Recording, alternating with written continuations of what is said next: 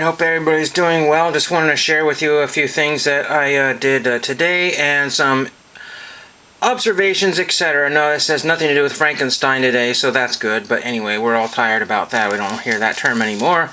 And I wanted to mention that I went off to the Goodwill bins this morning, and it wasn't, it wasn't great. I spent a lot of time talking to people instead of shopping, and that's basically what happened. That's what you do when you don't find a lot of interesting things. A lot of stuff around there, but the buzz was all around some CEO in California, one state away or something like that, that embezzled from Goodwill or something like that, got indicted. I have no idea. And it's crazy because the prices were kind of sneaky rising. There was like these non-priced items that way out, and then they said, well, we could do it for $5. And they used to be $3. And then some of the totes, the empty totes, were like $1. Now they're close to $5 without a lid. And of course, that's, the point of just buying, somebody's dirty old laundry tote or whatever with crud in it, and then you just go to a store and buy a fresh tote. It just doesn't make any sense. So prices are just going up for absolutely no apparent reason, and one guy was joking. He said that's because of all the theft going around in the Goodwills. They want, in corporate or whatever, that just basically, I think our CEO something like made $800,000. I don't know exactly, but made a relatively amount of money and has a really nice car and all that. Excuse me, fun stuff. So who knows, but so a lot of people were kind of in that particular mood. They weren't really in the holiday mood. And I found a few things here. I don't have everything to share with you because I misplaced a few things. But one kind of depressing thing here is that some football cards and baseball cards, actually no baseball cards, basketball and football made it to the showroom floor, but sadly there was a couple of Joe Montanas that made it out on the floor, and this was buried underneath something and squashed, and so there's a super damaged 1982 Joe Montana. Otherwise probably would have been a gradable Joe Montana. It probably would have come back a 5 or a 6, but still it was a good condition Joe Montana until this morning. Big crease right down in the center and another crease there, just awful condition, but I had to save it. I also found a 1989 score Joe Montana, and then I got this 1985 Joe Montana with a big bend and a crease in the back there. I needed that one for my set. Really terrible. And I think I actually needed this one as well too, so really unfortunate there. Oh yes, here's the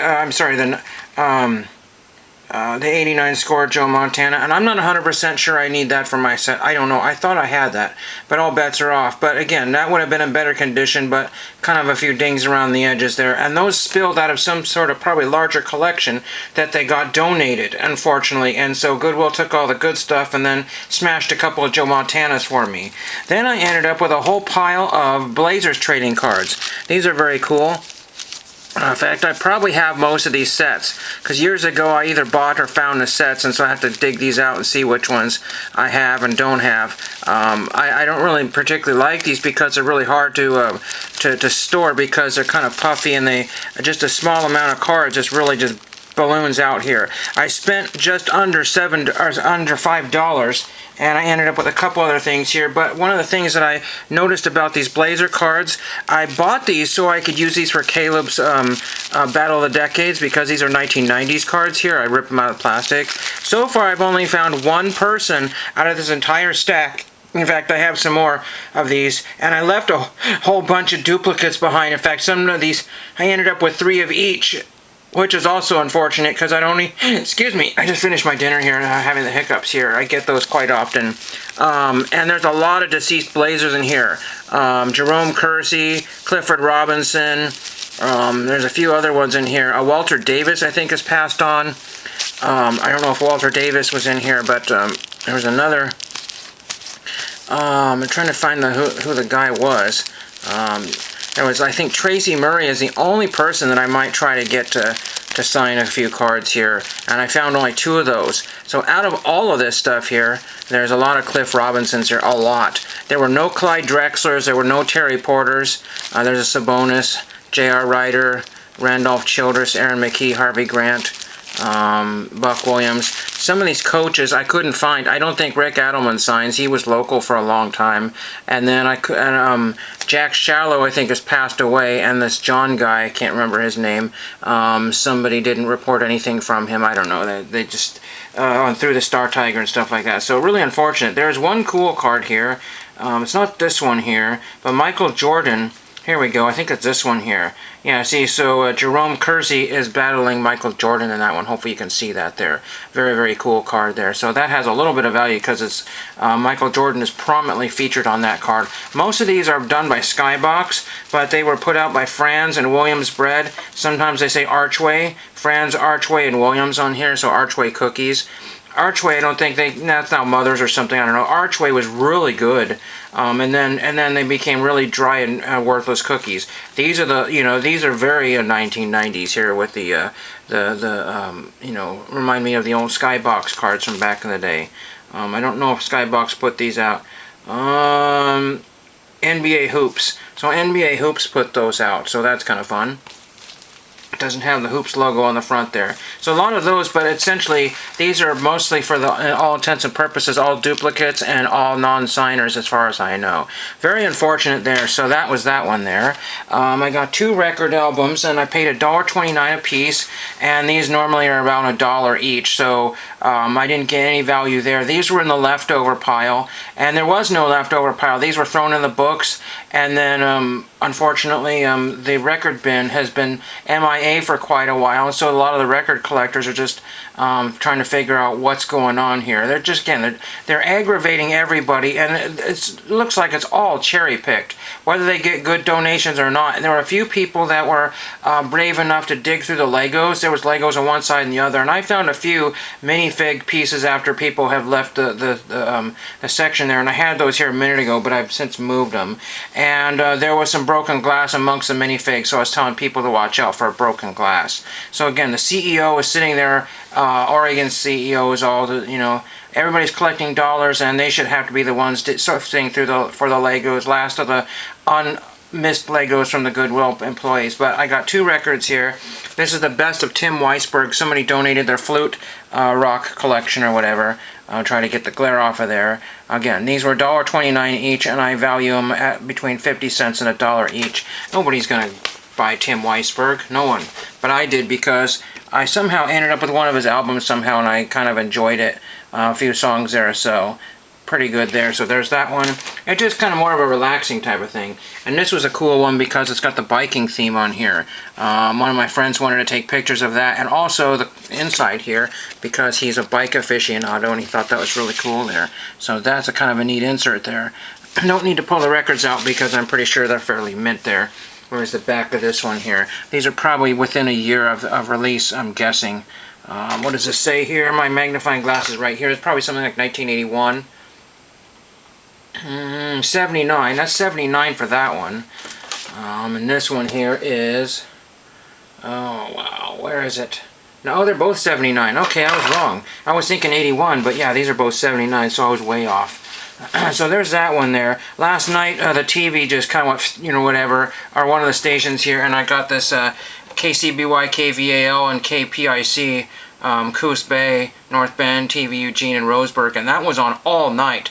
So I took a picture of it, and then when it got lighter, it was still there. I wanted to take a picture. I went to go sit down, and I got signal failed or something like that, and it switched me to another channel. When you have digital, televisions, and a channel fails, it switches you off to somewhere else or whatever, so I don't know what happened there, but I wanted to get a better picture of that, but I thought that was kind of funny. You don't get to see that very often. Station identification, or the bumpers, or whatever you want to call them there. And then getting back on my NASA project, I have lots of things going on.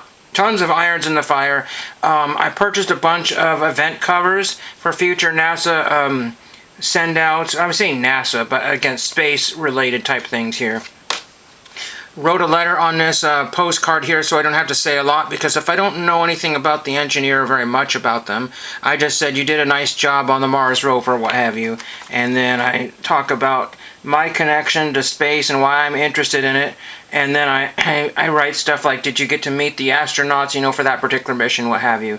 And then that goes in an envelope with the item I'm going to send. I did not have an envelope for this particular one. I probably should have waited, but this guy's probably close to 90 or so. So I figured send him out, and this guy is an engineer that worked on the Mars rover. the lunar rover, and there I believe is a stamp of the lunar rover, which I have pasted in the corner. Why would I ruin a stamp like that? Well, this stamp is probably worth less than a penny. It has absolutely no value. I don't know what TAPA is. It says TAPPA, or sorry, Staffa. Staffa, I remembered it wrong. Staffa. And then it says Sir Winston Churchill Apollo XV Lunar Roving Vehicle 25P. Something TLA, and not Portland. I don't know what that is. But it's one of these made-up type of stamps to sell to people. So that's kind of an interesting one. I don't know what Staffa is or what that is, but I finally found an index card. And on all my index cards, if you get people signing the back of your items, just do this, sign the other side, and they won't do their best sometimes. But one guy just signed this exact side right over the part where it says sign other side. I guess he just didn't feel like it. He wanted to sign the blank side. But, you know, it's not going to damage anything. Again, I took a worthless stamp and I put it in the corner like this, so it looks like maybe that was intentionally canceled like that. So I think it came out pretty well just for that particular thing there.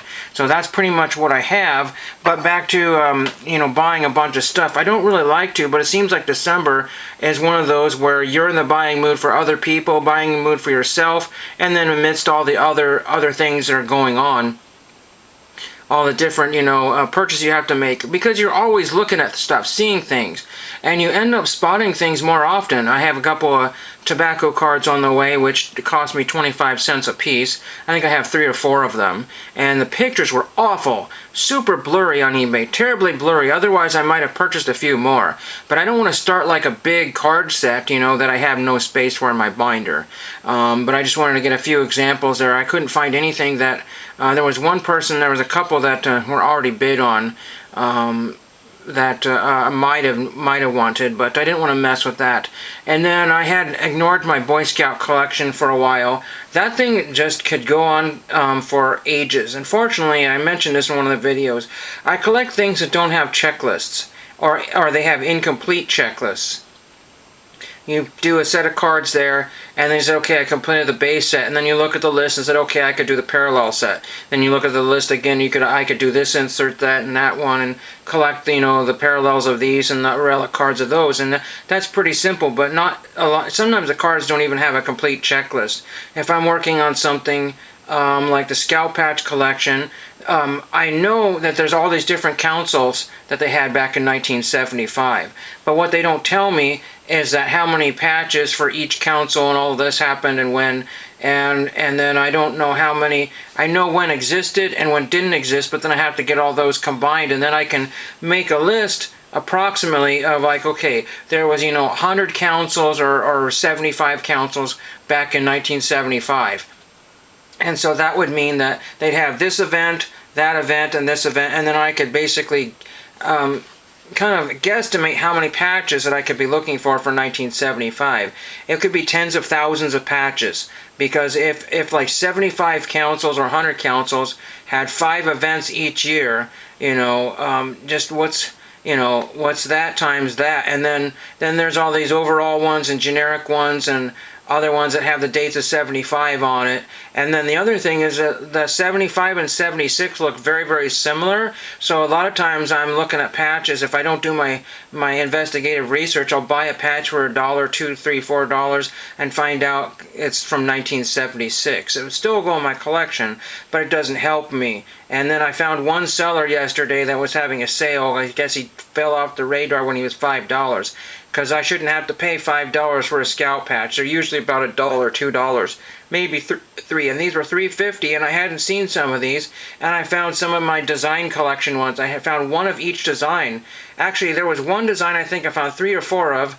One I found 2 of, and then one I found 1 of. And I haven't seen some of those designs in an awfully long time. So I had to get those and spend a few extra dollars to do that. And of course, I left a bunch behind that I kind of wanted. You know, and it's one of those, you know, regret type of things, but some of these things have been listed on the internet for an awfully long time. But again, with the Scout Patch and any other collections, there are people that will do the $2, $1 and $2 thing, and then there's another person that wants $50 for the exact same one.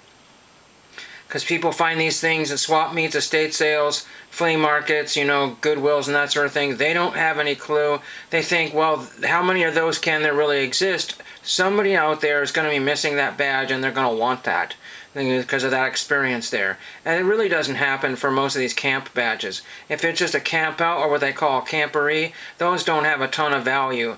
Some do, but again, it's the Order of the Arrow badges, the council strips to some degree, and some of those other ones, you know, it's basically limited edition ones that were only issued to a few industry professionals and leaders that were in the right place at the right time. That's why there's some scout leaders that you see at every other event, because they're making sure that they get that super rare patch. And then they make these special gold mylar borders or whatever, you know, for all the adults to collect, and then they make only a few that get out to the public. And so some of these are never available to anybody other than the people that have them made for them. So they'll make hundreds of badges in one color, and they'll just make 5 or 10 in that other one just so they can have one for themselves. And they created their collectible for themselves. It's the craziest thing you could think about, but that's what they do.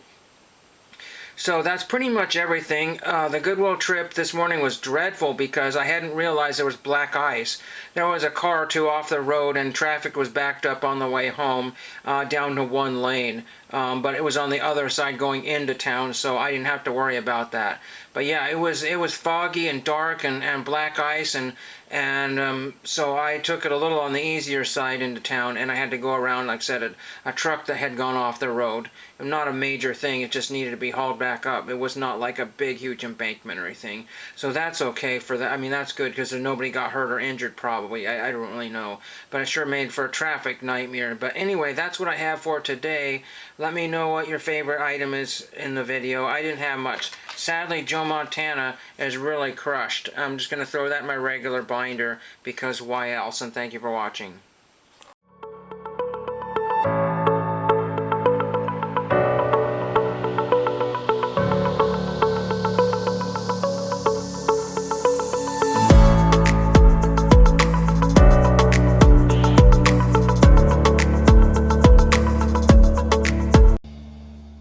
Darn, that's the end.